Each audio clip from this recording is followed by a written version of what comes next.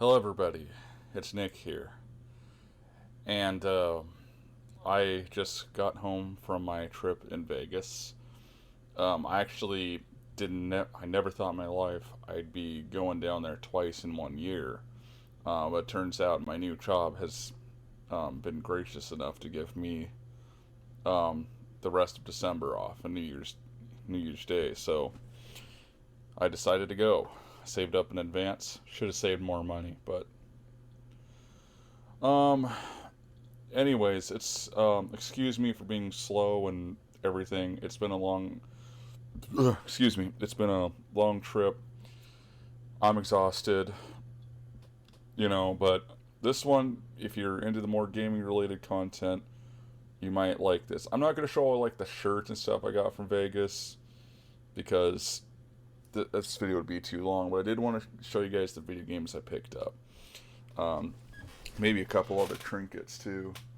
So I mostly bought a bunch of Super Famicom stuff. I need to hook that thing up because I haven't played that in eons. Um, but yeah, why don't I show you? Let's start out here. I got, and then there's a bit of a prize at the end, and then I'm gonna deliver the. I hate to deliver this video on or end the video on a bad note, but unfortunately I kind of have to based on the circumstances. So, anyways, the first game, though, is actually a PC Engine game, Tora Henomichi, or Tiger Road, as we know it in the US. It was originally an arcade game by Capcom, then it was ported to the TurboGrafx 16 or PC Engine by Advanced Communication. Same developers as Dr. Jekyll and Mr. Hyde, and I now own every game on the system that they made. So, yay. And of course, I hear that the conversion is appalling, which I'm not surprised. Advanced Communication was never good at porting games, and even when they made original games, they were never the best. But what can you do? Okay, so we're gonna start off with this one, Super Kaiba. So this is basically like a horse racing game for the Super Famicom, which there are several of those. I mean, there's never a short supply. I'm going to try to learn to play them because I don't know. I like obscure stuff.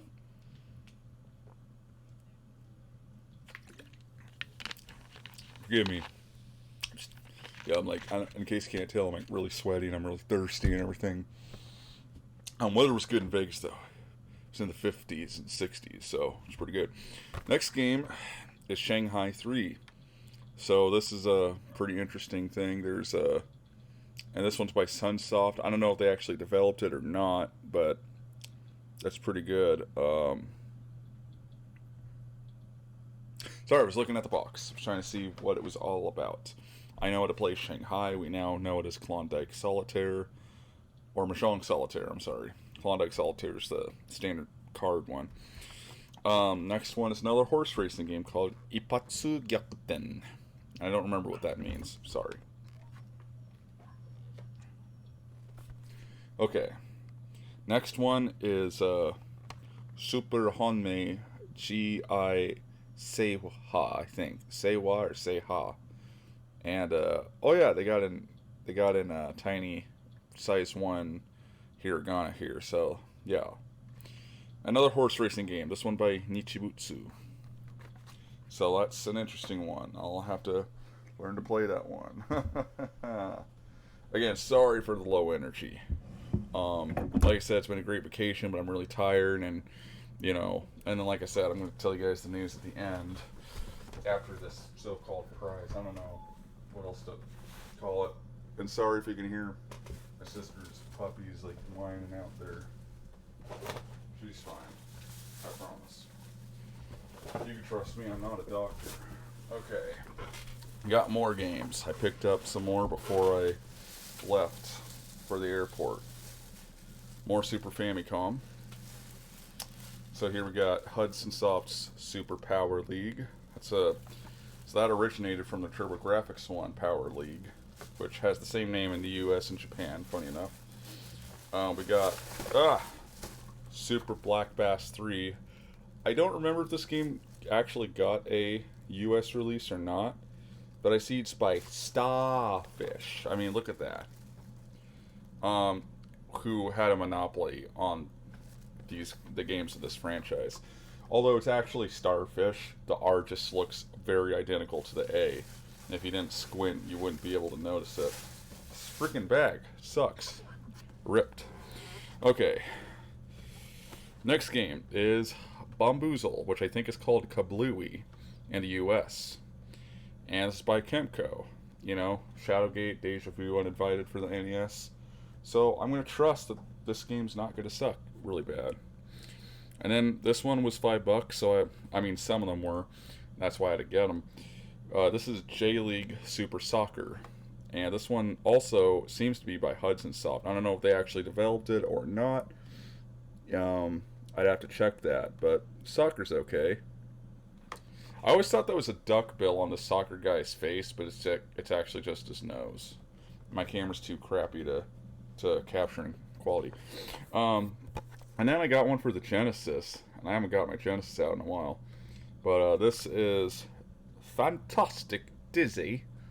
You know, one of those games from Codemasters in the UK. And we have this game called Fantastic Dizzy, part of the Dizzy series, the ongoing Dizzy series. I actually don't know if they... Okay, I'll stop that. I don't know if they still make the series, but it's pretty classic. And there were like it was for like almost every platform at the time that Codemasters worked on. Like NES, Genesis, Game Gear, you know, the whole works, really. I think that's about it for the video games. Well, it's not. But I also went to Bonanza, picked up a few decks of cards, and I think one dropped out of the bag, so there might be another one. But I got the Flamingo. I got Golden Nugget. And then I got Bally's. Then I have something else I want to show you guys. So I got these tickets from Zoltar and everything. So I wanted to talk about that actually. So I saw the movie Big, the Japanese dub, a few weeks ago. And I really liked the movie, just as I knew I would. Put my camera over here. It's better centered. And so I was at Adventure Dome at Circus Circus, and I saw they had one there, so I just had to try it. There's a video I found out about, or I found on YouTube about like how they make those things, or like what the person behind them and everything, and it's like, oh, that was really cool. I'm not going to spoil it, but there's some really cool facts in there, or at least I thought it was pretty cool. So, yeah, I got two of these from Zoltar. I did tape it. For this Zoltar one, what happened was I accidentally pressed the stop recording button, like between the first and second fortune tellings, and so I screwed that up. But then I was at the Stratosphere, and then they had the same exact thing, but it was Elvis. And knowing Elvis is one of the characters featured in the game Splits, which I was playing down there quite a lot on my Game Boy, I had to do it. So I did a couple of them, and yeah, I don't believe in fortune telling. I mean, as a Christian person, I like normally that's like satanic stuff. But this just purely for amusement. It's just like Taboo the Sixth Sense on the NES. I mean, it's a tarot game, but it's really made for amusement purposes. It's not meant to be taken seriously. And I thought it was pretty cool. You actually get something physical out of it. So even if it's like really stupid, in fact, I think this. Oh no, these are different. The fortunes are different. Oh, you got your lucky numbers. I didn't even pay attention to that, but yeah, it even says on the bottom these tickets for entertainment purposes only. So if you want to read the fortunes, like I'll probably upload the video sometime later, and you guys could see those because I took the cards out in the video and then I kind of put them up to the camera so you can see them. I don't talk in those videos just because I didn't think it was necessary, and I really didn't have a reaction that would have warranted me talking. Like, oh my god, that thing is so cool. By the way, I just started my computer, so it takes a long time for everything to start up. So, okay, so what's the surprise that I've been talking about? Well, it's not the same one that's in Highlander, I'm afraid. But my grandmother actually agreed to. We ended up finding her NES games, and even a couple Game Boy games. So I ended up inheriting those. She gave them to me. She said, "You play those old games, you can have them." So she's awesome.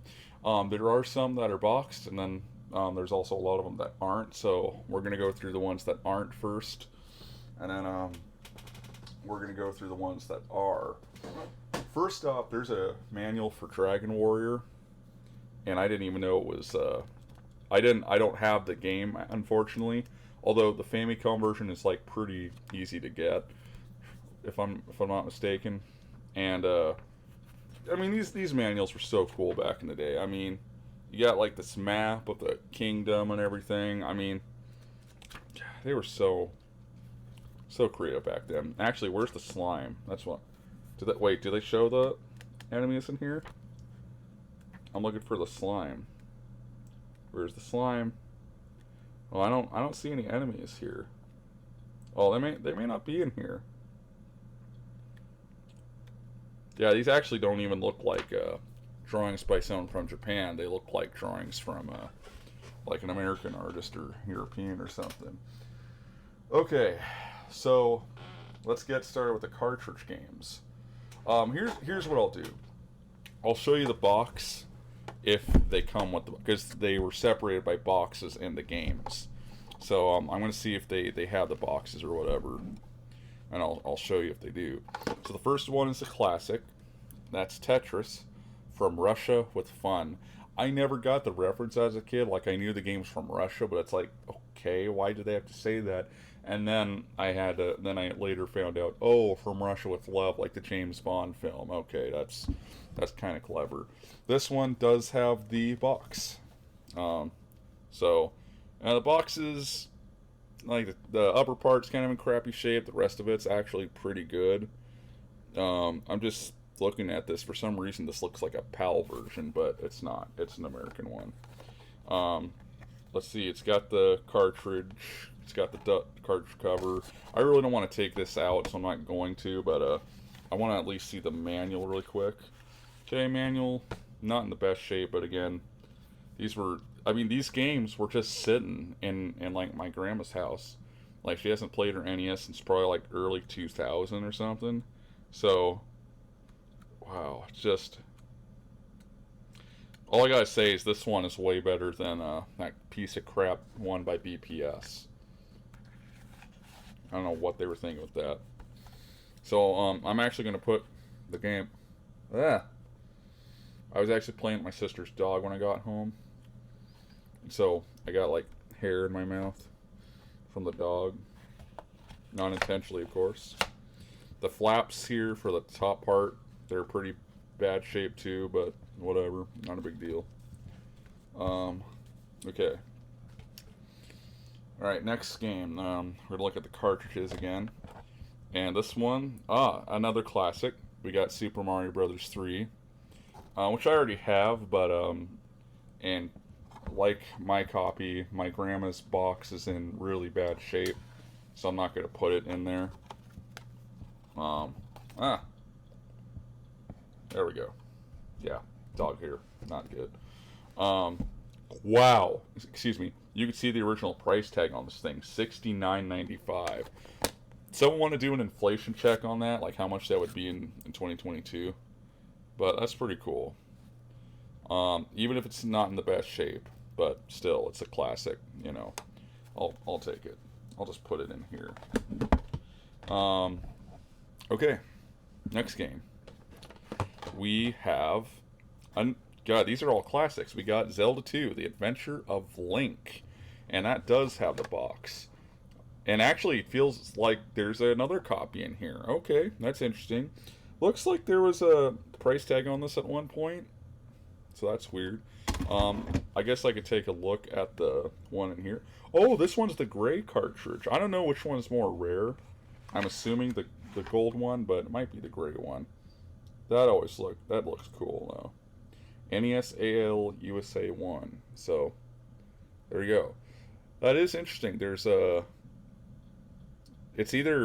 part either in French or French or Spanish. I think Spanish. My Spanish is getting a little better, you know.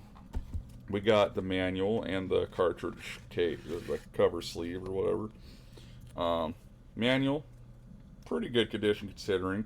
I like here they actually left the Japanese art. They didn't just have some other artist make it. It's like, dude, anime art looks good, even in America.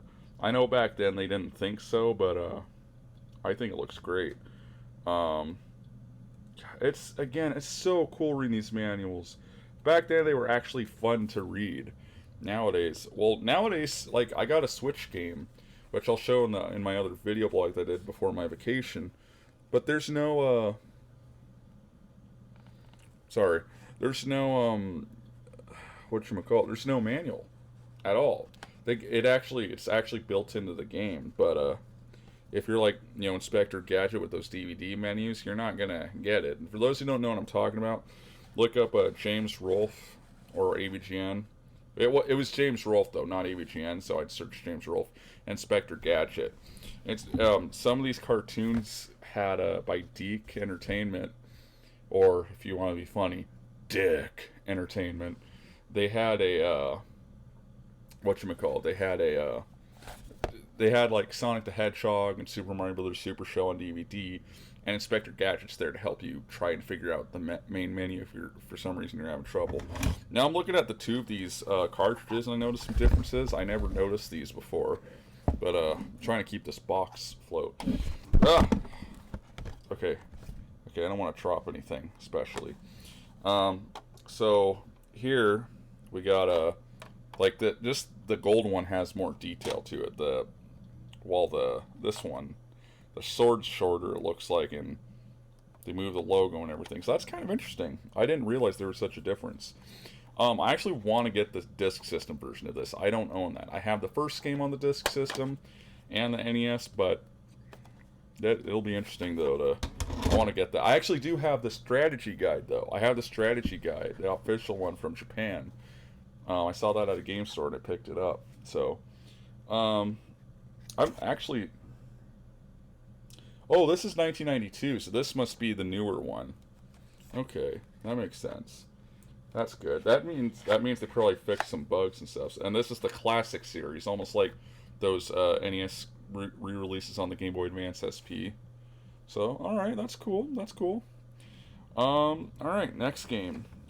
Again, another classic. This is Super Mario Brothers Duck Hunt. Interesting. Okay, we got Super Mario Brothers 2. That was the last one I got out of the trilogy when I was collecting NES games. So, we got another copy of Tetris here. This one's a bit more deteriorated, but okay, interesting. All right, here, and then we got another classic, Jeopardy. Complete with music by David Wise, the Donkey Kong Country guy. So those are those. Okay, I guess now we're getting to the box stuff. There is one more loose game, but I'll just show that because it's in the other thing. I'll show it later because it's in another bin. Here's a complete one.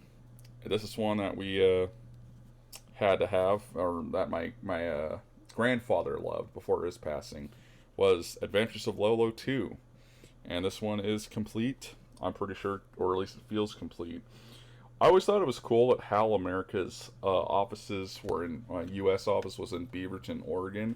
But I always thought it was uncool that they only lasted a short amount of time before they, went kaput. So there's the cartridge. It looks pretty good. Pretty. Just a bit of scuffing on the tape on the left there for the cartridge label on the back, but not a big deal. Here's the manual. Yeah, and if I'm not mistaken, this is a conversion of like one of the Eggerland games, but I can't remember which one. But the manual looks great. And then there's like drawings of enemies. I wish I could show them to you, but it's one you could probably, it'd be easier for you to find it. Like if you go to digitalpress.com, look up their manuals, you'll be able to find them easily on there. So it's not a big deal. Flaps up here in pretty bad shape, but considering, like, with the thing closed, it actually looks pretty good shape, though, I'd say.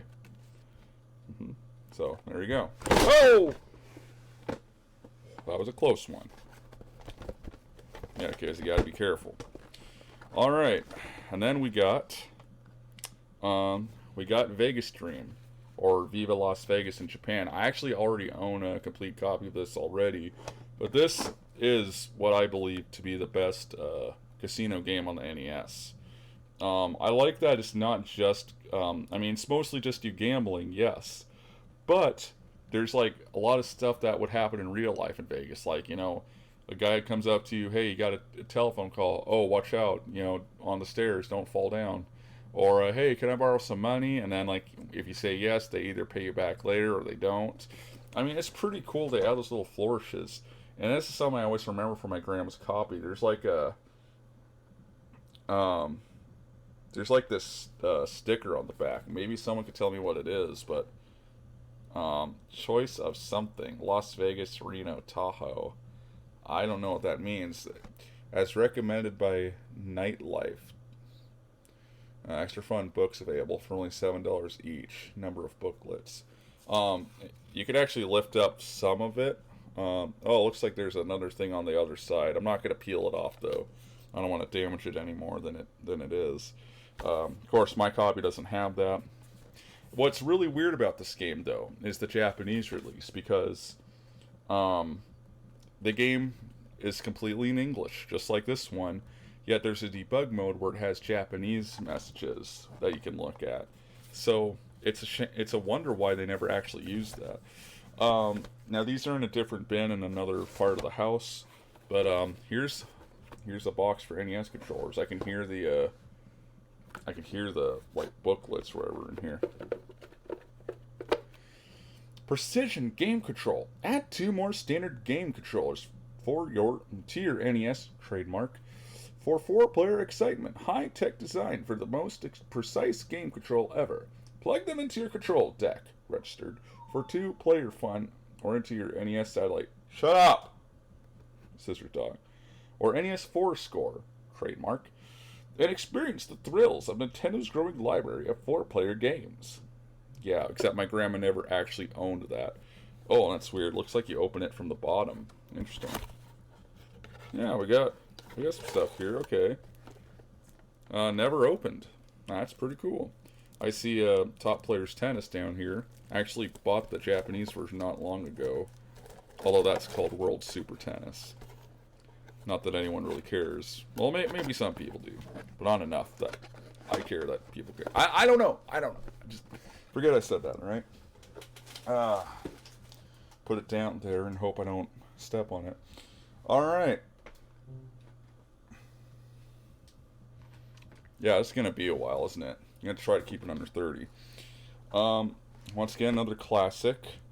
Wheel of Fortune. I do own a complete copy of this somewhere. Well, it's probably not in better condition now. I don't know.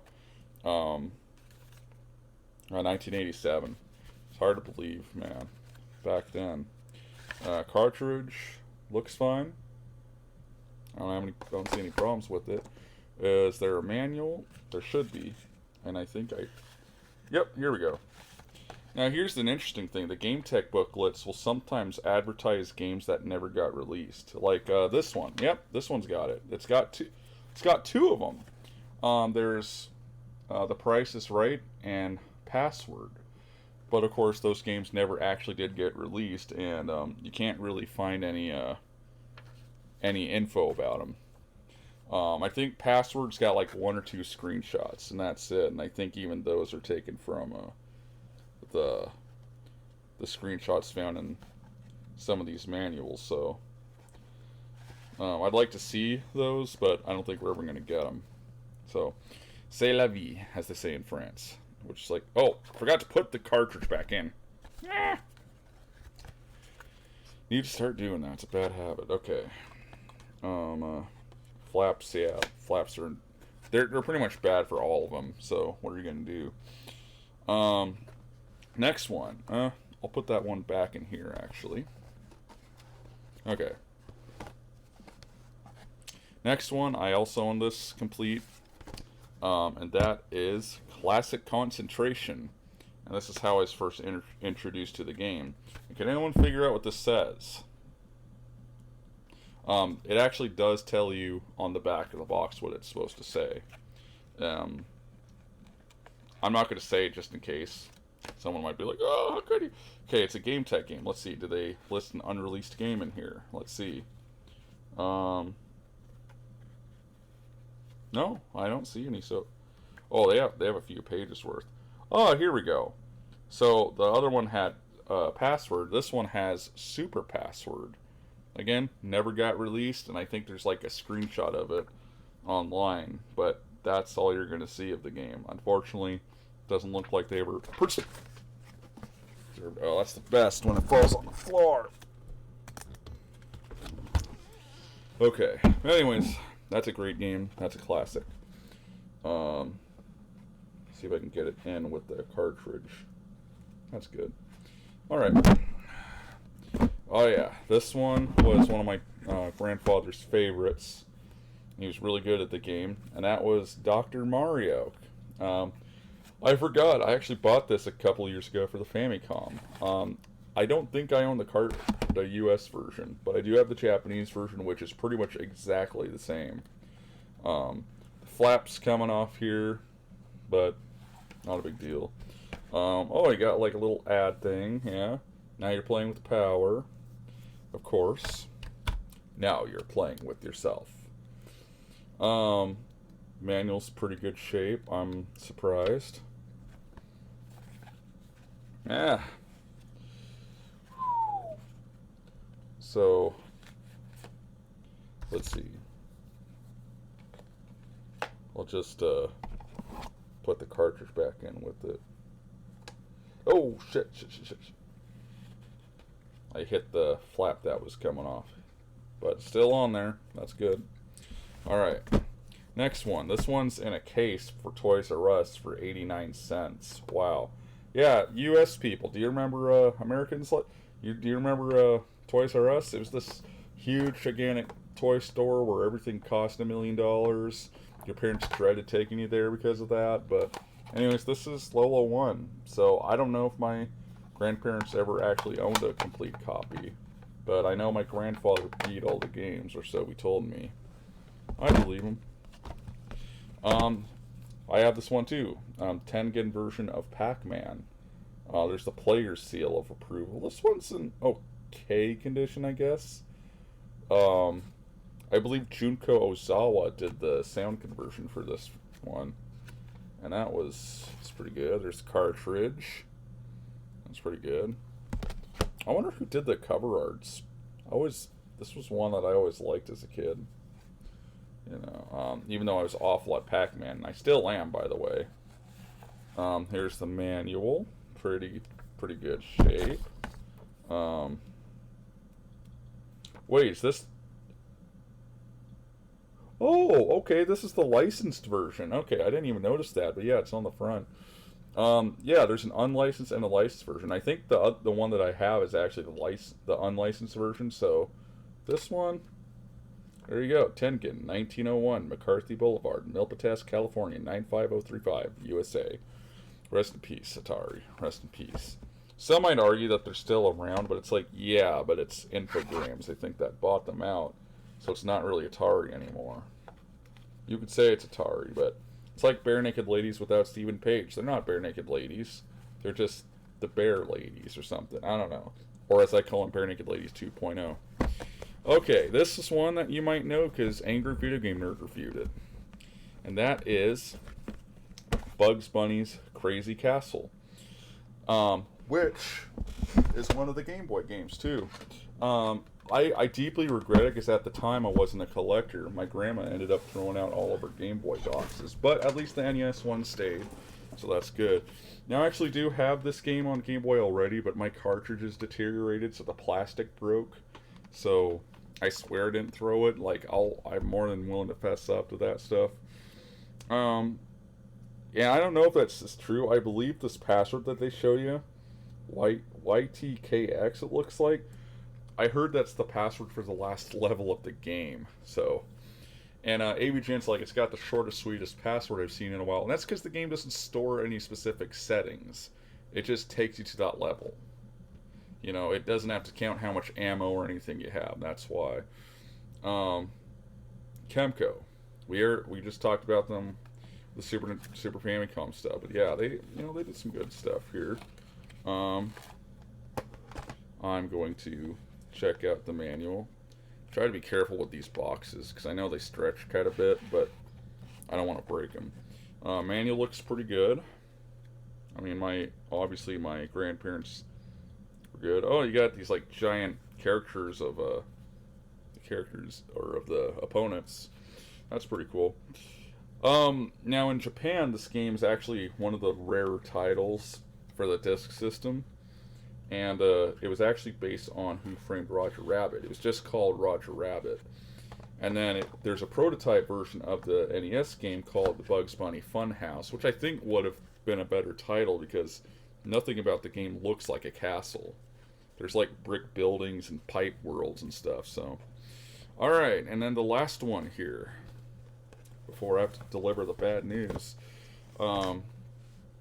This is Lolo 3, and I don't know if I ever showed you guys the Nintendo Power magazines I got from my grandparents, but there's a strategy guide we got from that for Lolo 3, and I remember trying to look it up on eBay just to see. I was just curious how much it was worth, and I could not find a single copy. So this one looks relatively good.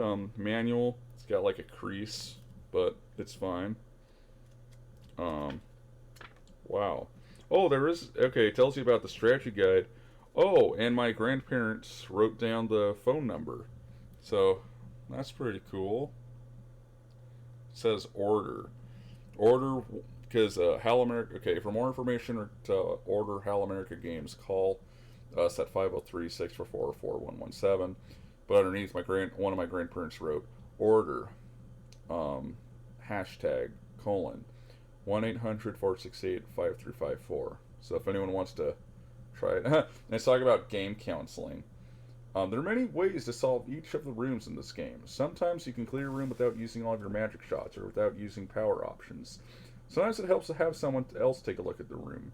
A fresh pair of eyes could see things you might be overlooking. But if you really get stuck, you can call our game counselors between 9 a.m. and 5 p.m. Pacific Time at 503-644-4117. Know what level and what room you're on, and be able to describe what you're doing using the correct names of the characters. If there's no answer at this number, the counselors are probably busy taking other calls. Wait a few minutes and try again. So that's pretty funny. It's cool seeing that stuff. Normally I don't like seeing manuals tainted with someone's handwriting or whatever, but in this case it's my late grandparents, you know. Judging by the looks of the writing, it looks like my dad's writing, so I'm going to assume my grandpa wrote it. I'm not too familiar with what my grandparents' writing looked like, but I'm pretty sure that was them. Especially because my grandpa loved that game.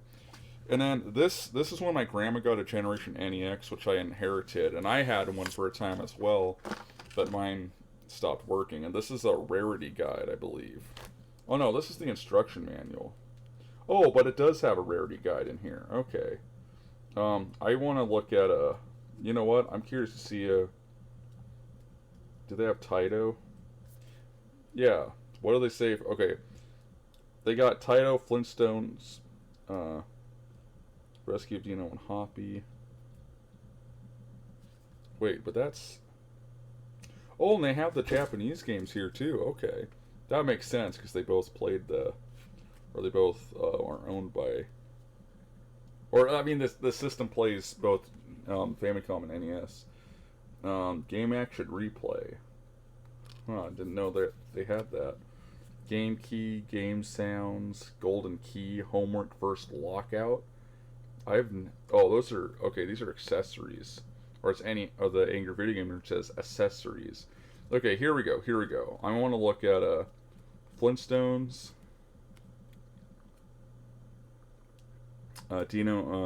Dinosaur Peak 75 rarity 7. Let's see if that's true now. Go do an eBay search. I bet it's going to be the same price. That's sarcasm in case you couldn't tell. But I want to look at Bubble Bobble 2. $65, rarity 6. I bet that's what it is now. I bet that Bubble's gonna burst on that one. Cliffhanger 5, yeah. Cliffhanger 5, and rarity 5 as well. $5 and rarity of 5, whatever. Okay, so that's enough of that. It's time for the part that I really didn't want to say, but like I said in the airport video, it's kind of important. By the way, Battleship was the other one that my grandma had that my dad found, or my aunt did. I don't know who it was, but I thank them. Oh, there's one more to go, and then I can tell you guys, and that is, and I could have swore there was a box for this. In fact, I know there was a box for this. I just don't know where it is right now. But not one, but 2 copies of The Legend of Zelda with the manual. So that is really cool. The first 2 look. I mean, one of them looks kind of crappy. The other one looks a little better. So anyway, made in Japan. What a surprise there. I thought they were developed in Korea. Alright, so time to get 100% serious for a moment, and I really didn't want to do this, but it needs to be said. I will probably be taking a little... I mean, I don't do a lot of videos on here, all the time anyway, but I was hoping to do a review by the end of the month. That's obviously not going to happen. I was hoping to do it by January, and I'm hoping I can make that happen, but it's not likely. So, unfortunately, guys, I will be taking... or probably be taking a hiatus because I was down in Vegas. I was down there from the 24th to, well, today's the 30th. And my grandmother, on Christmas Day, she passed away. And I felt horrible because, I should have been by her side during her dying days. I saw her on Saturday, so I saw her on the 23rd. Or was it the 22nd? Let me see. It was on the 23rd, so it was the day before I left for Vegas. So I saw her that day. I was telling her about my trip, and she said, "Hey, you go enjoy yourself. Don't worry about me." And I said, "Well, I have to worry about you. You're my grandmother." And she said, "I know." But she said, my last time request to you, enjoy your vacation. Try not to worry about me. And so I did. I had a great vacation. I was informed, I think the next day, about my grandmother's passing. People might think that I'm cold-hearted because I don't really show emotion for things like that. When a family member dies, I don't outwardly express it. And I don't know if that's dangerous. I hope it's not. But I've just never been one of those people that really shows it. So people are like, oh, you continued doing your vacation, your grandma died, you didn't fly back early. Well, her dying request to me was enjoy your vacation. And I have other family members who were there who could prove that she said that, but I don't think anyone's going to dispute believing that. But I still feel kind of crappy, I'm just glad I got to see her. The good thing is I prayed to God and I thanked him for all the times I was able to see her before her passing. I don't know what she died from. I think it was just old age. She was 85. Christopher Lloyd is 85, and I feel bad when I hear him in recent interviews because his voice is so frail. It's really hard to hear him. Not necessarily understand him, or it's difficult to hear him, but just it's difficult to listen to his voice knowing he's that old and he's that close to death. So I hope he's doing well. But yeah, Christmas Day is a interesting day to pass away, so I'm just telling people, if you have loved ones, and if there's probably some kind of grudge held between the two of you, maybe sort that out. Maybe that's the best thing to do, because if that person died, You know, you'd probably be like, wow, I feel horrible for the, you know, the grudge is held. Um, so yeah, I mean, I'm not gonna cry about it, at least not right now. But it came as a shock, and when I was at the airport making that video, that's when it, or right, you know, a little before I was making that video, that's when it really hit me. You know, I was like, oh my god, my grandmother's dead. You know, I had to like really process that. I'm never gonna see her again, at least not till I pass away, which won't be for a long time. So you know, it's not like I didn't cry or anything, but I was just like I was really shocked. And then when I got the news, you know, in the morning, it was like 1 or 2 in the morning. I woke up, and then like an hour before, my cousin texted me and he said, "Hey Nick, you know, I'm sorry. You know, she was great." He thought I already knew, but I didn't. And he's like, "Oh, I'm sorry. I didn't mean to. I thought you knew." And it's like, "No, no, dude, you did the right thing. I wanted to know as soon as she went. Who cares if I'm on vacation?" Um, and for anyone who does, you know, offer me their condolences and prayers, I want to thank you from the bottom of my heart. Because I mean, I don't know if I'll be able to respond to every comment. I don't know, but I really appreciate you guys. Um, you know, this, like I said, this is just a shock losing a family member. It's not something that happens to me often.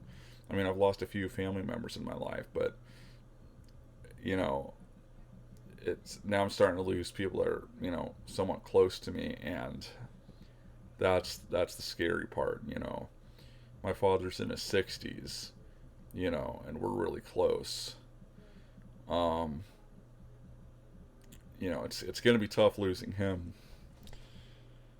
So, like I said, you know, if you have a loved one, if your grandmother's still alive, you know, and if grudges or tensions aren't too high, call them up, say, "Hey, love you, appreciate you." You know, try to hang out with them. So I'm sorry to leave the video on such a somber note, but I had to mention that. Now I'm gonna try to get back to work in January because I know my grandmother wouldn't have wanted me to wallow in her misery, and I know that because again she told me so. So you know I want to try doing a review by the end of January, and I'm also gonna try to release another song by the end of January. Um, so that's gonna take up a lot of space. I'm getting transferred at my work, so that's gonna be another thing that I have to deal with. So you know, I'm just gonna see where the wind takes me, pretty much, and you know, I'll keep you guys updated. I'll still be active on social media, like I'll still be on YouTube and all that. I'm just not probably not gonna be as active as I normally am. So I might do another follow up video for this, like about my trip in Vegas, maybe so it doesn't have to end on a bad note. But I thought for this video, like I probably should tell everyone what's going on. I am usually a personal person. I don't usually like to tell people about my personal life. I'm pretty private, but you know, it's one thing that's kind of already known anyway, so I thought I'd mention it. So thanks everyone for watching, especially because this video is about 45 minutes long. If you got 45 minutes to kill watching me just ramble on, I respect you. Thanks for watching, guys. God bless. Peace out. I love to you all. Have a good one.